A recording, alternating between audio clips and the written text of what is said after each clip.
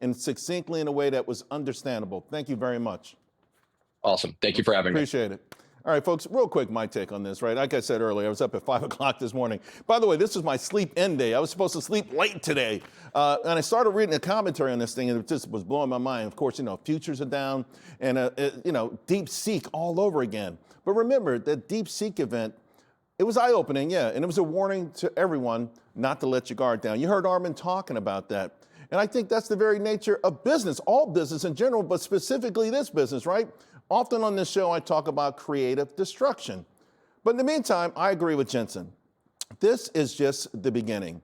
I did a lot of research. I got a new book coming up. I got a whole piece in there about the golden age of AI, 1954 to 1976. This thing has been going on for a long time. We're just ramping up. There's going to be a lot of twists, a lot of turns. And here's the good thing for you, the investor. This is great news. There will be a lot of opportunities. And there's other parts of this story, too, that I think should be articulated because I don't think it's by accident. There's a never-ending stream of good news about China. Every day you wake up, there's a good article about how great China is doing, even though their economy is collapsing, their society is collapsing.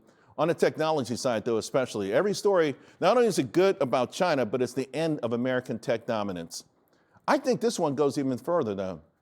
I think it's sort of orchestrated to promote socialism and communism at a time of rising popularity of both of those ideologies in America. This is a really amazing piece here that talks about just right after K3 was unveiled, President Xi Jinping says China's vision of artificial intelligence is to develop and apply a people-centered way of using it to promote shared prosperity and global security. The complete opposite of U.S. companies whose main goal is massive profits and job replacement. Think about this for a moment. He called it a fair and equitable global system. It dovetails perfectly into this campaign that's happening right now. You have some folks who want to nationalize AI, but that's not the end of it.